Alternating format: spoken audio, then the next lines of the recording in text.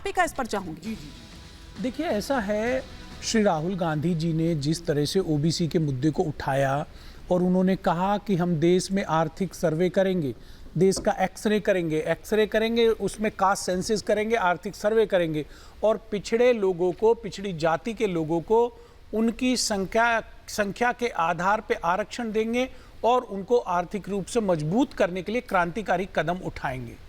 इसी से ये लोग तोड़ मोड़ कर नई नई कहानियां रच के उसको सुना रहे हैं और कांग्रेस पार्टी को डिफेम करना चाहते हैं। नहीं तो वो कैसे तोड़ मरोड़ पा रहे हैं और कैसे दर्द को बोल सुनिए ना, सुनिए, आप अपना दर्द को बोलिएगा, आप अपना दर्द बोलिएगा। मेरा दर्द ये है राकेश जी कि भारत का जो प्रधानमंत्री का पद है वो बहुत गरिमामयी है।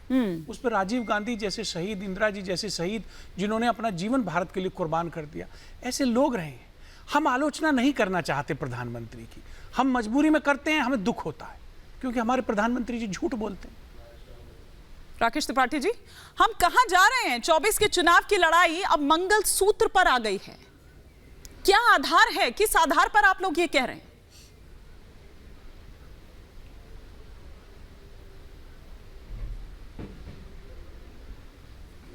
क्या त्रिपाठी जी को मेरी आवाज जा रही है? आपके सवाल पे उनकी जबान बंद होगी। नहीं नहीं नहीं नहीं, इस तरह से नहीं। राकेश त्रिपाठी जी, क्या आप मुझे सुन पा रहे हैं? जी जी, मैं आपकी आवाज आ रही है जी। अगर आप दुष्यंत जी को सुन पाए हो तो एक तो उनकी बात पर मैं चाहूंगी कि आप रिएक्ट करें और साथ ही साथ ये कि ये देश की राजनीति कहां जा रही है। अब 24 की जो लड़ाई है वो दूसरा चरण आते आते तक मंगलसूत्र पर आ गई है। ये क्या आधार है, किस आधार पर आप लोग ये कह रहे हैं? देखिए, देश की राजनीति तो अब पटरी पर आ रही है। बहुत लंबे समय तक देश की राजनीति मजहबी तुष्टीकरण के रास्ते पर चलती रही है। हमने देखा है कि किस तरह से शर्मनाक स्वीकारोक्ति देश के प्रधानमंत्री तत्कालीन डॉक्टर मनमोहन सिंह जी कर रहे थे जब ये कह रहे थे कि देश के संसाधनों पर पहला हक मुसलमानों का है। इस प्रकार की शर्मनाक स्वीकारोक्ति जो देश के संविधान के विरुद्ध है। बाबा साहब भीमराव अंबेडकर के नेतृत्व में जो पूरी संविधान सभा बैठी हुई थी डॉक्टर राजेंद्र प्रसाद जी की अध्यक्षता में, पूरी संविधान सभा में आरक्षण को लेकर के जब लंबी बहस हुई है तब भी इस बात की चर्चा हुई थी कि क्या मजहब के आधार पर आरक्षण हो सकता है, और सबने एक स्वर में इसको स्वीकार किया था कि मजहब के आधार पर आरक्षण नहीं हो सकता है। लेकिन इस देश में मजहब के आधार पर आरक्षण की वकालत कांग्रेस पार्टी की सरकारों ने की है। कांग्रेस पार्टी ने लगातार मजहबी तुष्टीकरण की पराकाष्ठा करने का काम किया है और सुप्रीम कोर्ट से आए साहबानों के फैसले के मामले में सुप्रीम कोर्ट का फैसला पलट करके शरीयत लागू करने का काम इसी कांग्रेस पार्टी ने किया है। और इसी कांग्रेस पार्टी ने इस बार जब मैनिफेस्टो जारी किया है तो मैनिफेस्टो में स्पष्ट तौर पर पर्सनल लॉज कैसे लागू रहेंगे और देश यूसीसी की तरफ नहीं जाना चाहिए, इस बात की वकालत भी इसी मैनिफेस्टो में की गई है। और इसी मैनिफेस्टो के पहले लगातार भाषणों में राहुल गांधी जिस तरह से कह रहे हैं कि वो आर्थिक सर्वे कराएंगे, वो सामाजिक आर्थिक सर्वे कराने के बाद लोगों की प्रॉपर्टीज का डिस्ट्रीब्यूशन करने का काम करेंगे, संपत्तियां बांटने का काम करेंगे, जो जिनका हक है उनको देने का काम करेंगे। ऐसा भाषण जब करते हैं तो निश्चित तौर पर ये गंभीर सवाल खड़े होते हैं कि आप क्या रोहिंग्यास को, क्या अवैध बांग्लादेशी घुसपैठियों को, तमाम सारे लोगों को आप मजहबी तुष्टीकरण के लिए, वोट बैंक पॉलिटिक्स के लिए किसी भी स्तर पर जाने को तैयार है। ये वामपंथी सोच लेकर के आप कहां तक देश को लेकर के जाएंगे? ये देश स्वीकार नहीं करेगा। कहां तक देश को इस सोच के साथ लेकर जाएंगे? और साथ ही साथ एक चीज और राकेश जी ने यह भी कहा कि कम्युनल आपको उनका बयान नजर आ रहा है, लेकिन पूर्व प्रधानमंत्री मनमोहन सिंह के बयान को भी कोट किया उन्होंने। हाँ, वो कम्युनल नहीं था। ठीक है, आपने क्या कहा? डॉक्टर मनमोहन सिंह ने कहा दलित, आदिवासी, पिछड़े, महिला और बच्चे के बाद उन्होंने शब्द बोला है अल्पसंख्यकों का, जो पूरा 95% संख्या हो जाती है। क्या इन देश के 95% लोगों का भारत के संसाधनों पर अधिकार नहीं है? डॉक्टर मनमोहन सिंह ने क्या गलत कहा? रही बात आप सरिया की कर रहे हैं, नहीं, ये बिल्कुल गलत है कि आप रोहिंग्या की बात कर रहे हैं। दुष्यंत नागर जी, आप प्रधानमंत्री डॉक्टर मनमोहन सिंह के बयान को ध्यान से सुनिए और किसी भाषा विज्ञानी से, किसी भाषा के विद्वान से उनके बयान की जांच करा लीजिए।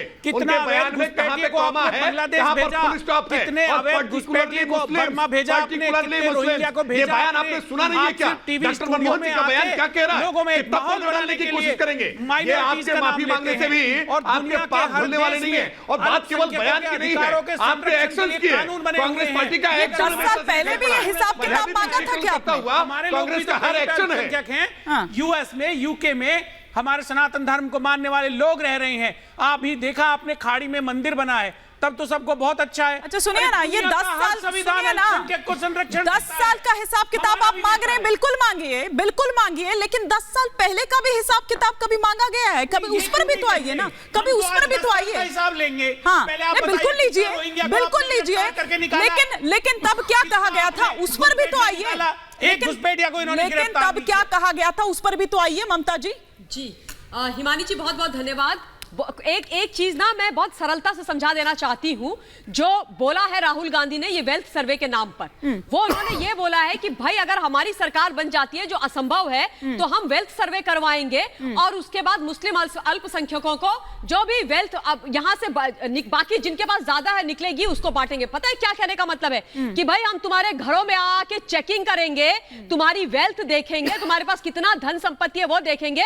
अगर तुम 1000 रुपए कमाते हो तो तुमको बोलेंगे तुम 400 रुपए रखो, क्योंकि तुम जो हो केवल 400 रुपए के लायक ही हो। 400 रुपए में तुम्हारा गुजर बसर हो जाएगा और बाकी के 600 हम ले रहे हैं और इनको हम बांटेंगे। ये होने वाला है हिंदुस्तान। और एक और चीज मैं बता दूं, ये जो बनी है ना गठबंधन की, जो पूरी इन्होंने कुनबा बना करके रखा हुआ है, ये झपट्टा मार तो होने वाला है पंजा, और झपट्टा मारने के बाद पंजा बैठेगा साइकिल में और हम सबकी वेल्थ हिंदुस्तान कान खोल के सुनिए लेकर के ये फुर्र हो जाएंगे। ये इनका मॉडस ऑपरेंडी है, ये सच है। अब आपने जो प्रश्न पूछा था उस पर भी मैं आ जाती हूँ हिमानी जी। ये देखिए जो पुरानी बात है, उस बात को देश के प्रधानमंत्री जब बोलते हैं, जब सच को बोलते हैं, तो वो सांप्रदायिक कैसे हो जाता है? सांप्रदायिक वो था जो डॉक्टर मनमोहन सिंह जी ने 2006 में बोला था। कैसे बोल सकते हैं वो कि इस देश के संसाधनों पर अल्पसंख्यकों का पहला हक है? आज की जो सरकार है, आज के जो प्रधानमंत्री है, वो सबका साथ, सबका विकास और सबके विश्वास की बात कहा जा रहा है कि वो हिटलर की भाषा बोल रहे हैं। नहीं, जो इन्होंने बोला था कि अल्पसंख्यकों का क्या इस देश के संसाधनों पर हक नहीं है? बिल्कुल है। इस देश के अंदर जब सड़कें प्रधानमंत्री जी बनाते हैं तो सब चलते हैं ना उस पर। दुष्यंत भाई आप चलते हैं, मैं चलती हूँ, मुसलमान भाई बहन चलते हैं, आयुष्मान कार्ड आप सबको मिलता है, उसके अलावा उज्ज्वला योजना सबको मिलती है, सबके घरों में बिजली आ रही है। नहीं सर, मैं उसकी अनुमति नहीं दे सकती। कहा था भारत के संसाधनों पर दलित, पिछड़े, आदिवासी, क्या बात आप बोल रहे हैं? महिला, बच्चे, सबका पहला अधिकार। अच्छा गजब की बात है, तो कांग्रेस से बिलबिलाने लग गए। ठीक है, आज देश के अच्छा लेकिन गजब की बात है प्रेम जी, आप दोनों को रोक रही हो, आप दोनों को रोक रही हो।